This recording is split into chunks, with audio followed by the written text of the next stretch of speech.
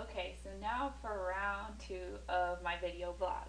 We are going to cover the second article, which is called Digital Memories in an Era of Ubiquitous Computing and Abundant Storage by, this is going to be fun, Mary Serwinski, Douglas W. Cage, Jim Gemmell, Catherine C. Marshall, Manuel A. Perez Quinesis, Meredith M. Skills, and Tiziana Kartarsi.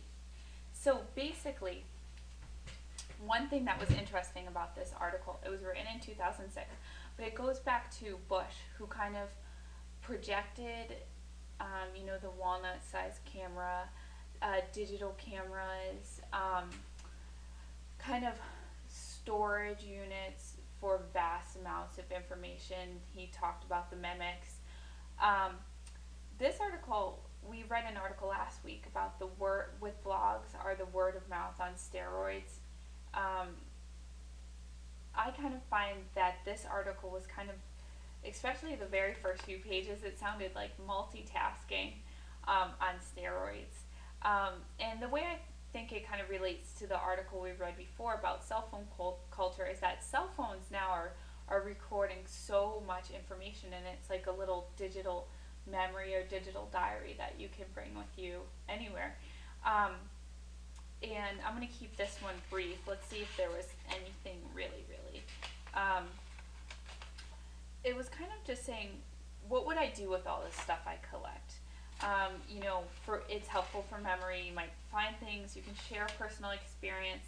There's personal reflection and analysis. It helps time management and security. You can use it for legal purposes. But I found myself I don't know if I was buying a lot of this article. Saving time, you're constantly uploading and making sure your equipment's working, and I'm sure it gets easier with time, but actually we read an article, and I actually failed to mention back when I was talking about the other article, actually I think I may have mentioned it, just like how no one knew texting would take off. But another article was that I had to read for this other course. Let's see. Basically was talking about, let me see if I can find it. Oh, okay. Basically it was just, here we go.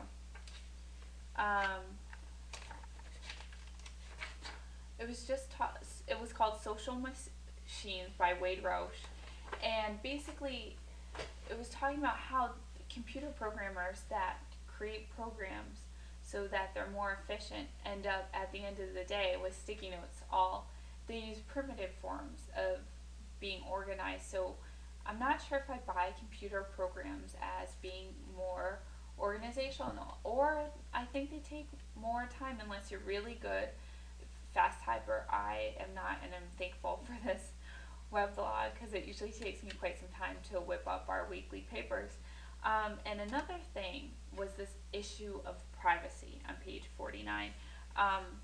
So basically it was just, are people worried about privacy? And I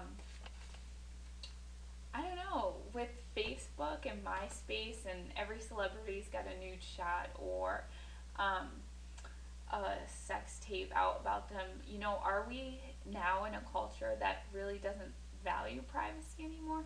I do believe there are people who are very afraid of the internet and your social security and fraud and scams, but I just don't know if I buy that people are that worried about their privacy anymore as a whole.